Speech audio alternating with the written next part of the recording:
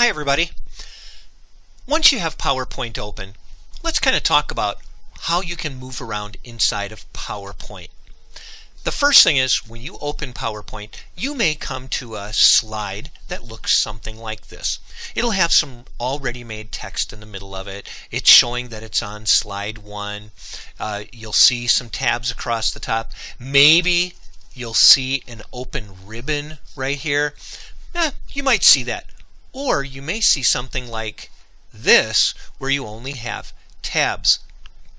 Now some people freak out when they see this because they go, gee, I click on this, it opens up, but then when I come down to work on my project or work on my slideshow, it disappears again. There's a very simple solution for this.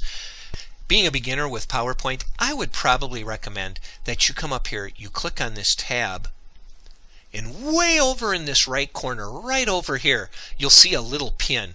If you click on that, that will lock open your ribbon. So now when you come to work down here, no problems. You got everything is in place for you. You've got all of these open so you can click on your tabs up on the top and you can see everything that you want to be working on without having to worry about it going up and down all the time. Now, the most important tab that we have is the Home tab.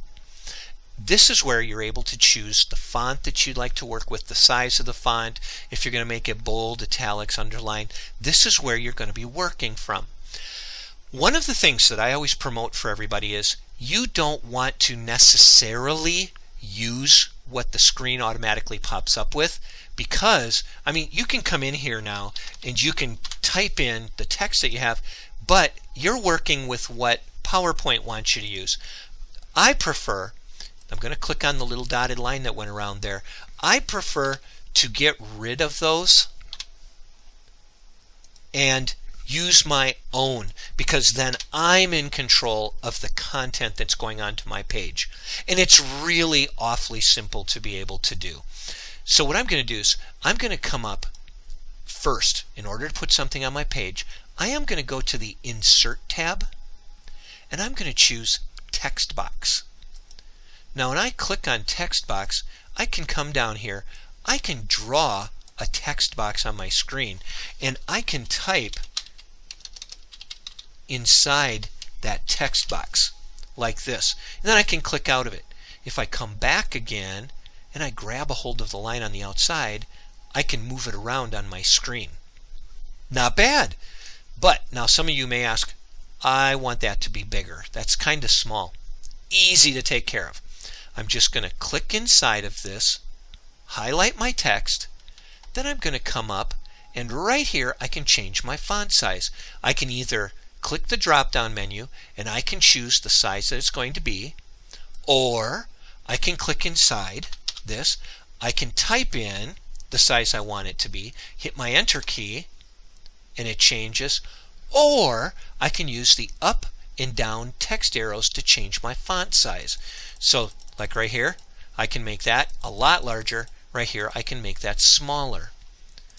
Now you may look at that and say, I would like to have the hi everybody all on one line. How do I change that? Easy. Again, I click on it, I come up to the line, I click to make the line bold, solid. Right here you'll notice it's hashed. Now I want to make it solid. Then I can come over and grab a hold of one of the resizing handles and there we go. I've now changed that so it all works. I come back in, I click on it. Let's put that up on the top right up here. But you know what? This bothers me. It's all over on the left side. I want to have it center aligned. That's easy to take care of too. Highlight it, and in your Home tab under Paragraph you'll see right here everything is aligned left. Now I want to do an aligned center, a center align. That makes me feel better now because now it's equal on both sides. Some people worry about that, some people don't. So now I've added some text on the page. Maybe we want to change what the font is for our text. We can just come in here and we can come down and we can choose whatever font we would like to use. I'm going to give you a word of warning about fonts. Try to stick with the basic fonts. That would be like Arial, Courier, Times New Roman, Georgia. Stick with the really easy to read fonts, because sometimes people like to get into the ones that are really fancy, and they can become quite hard to read. And we don't want our PowerPoint to be hard to read. We want it to be a presentation we can be proud of. So I'm just leaving it at Times New Roman right now. I think maybe I want to draw some attention to this. Hi everybody. So what can I do? I think I'd like to add an arrow on the page. Well, kind of think through this. I would like to add an arrow. An arrow is a shape. So I'm looking for shapes. And you can see I have shapes right here. Under my insert, I also have shapes. So you can choose either place. Does the same thing. So I'm going to come down here. I'm going to click on this arrow right here. And you'll notice now it looks like a plus sign. That's called a crosshair in technology. I'm going to left click and hold down. Then I'm going to drag, and I can make that arrow any size I'd like that arrow to be. When I've got it the size I'd like, I let go. Now you may be thinking, I don't like the blue color inside that arrow. What do I do? That's easy to take care of. Just left double click on it. And did you notice? It changed. I'm now in the Format tab. So I can come under my Shape Fill, and I can choose the color I would like it to be. I can even change the outline color of what that shape is going to be. And then I can grab a hold of it and I can move it anywhere I would like. Maybe you don't like how thin the green line is. In fact, it's really hard to tell there's even a green line around this red arrow. That's where I left double click it again. I come to my shape outline. I go to weight, and I can choose the weight of the line that goes around my arrow. Now look, there is no doubt that there's a green border around that arrow. Now if I want to draw attention up to this, I can just come up to this little curly Q arrow over the top of it, and when I left click and hold, I can turn that arrow. So I can make that arrow point the way I would like to have it point. That's just awesome. That makes it really handy to be able to do things inside of PowerPoint. Also, in your Home tab, you can add a new slide, because your PowerPoint's not probably going to be only one slide long. You're probably going to have many different slides. If I click on the drop down arrow, I can choose what's going to be on my next slide. I'm going to choose blank. I like to work with those blank slides because I like to create my own content. And I could come back up here. I could choose blank again. Or I could hold down my control key on the keyboard and touch the letter M. There it goes. So I've got control held down, click the letter M, boom, boom, boom, boom, boom, boom. And I can add those slides to my presentation.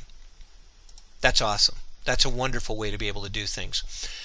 I'm going to click on my second slide here. So let's go back in and let's just add some text. So I need to first insert a text box. I'm back in my Home tab.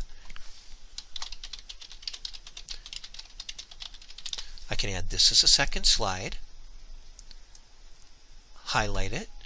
I can change the font, and you'll notice I used Times New Roman on the first one, so now it's right up at the top. I want to change the size of it. That looks pretty good. Let's just make this bigger like that. There we go. How about if we want to change the color of the word second?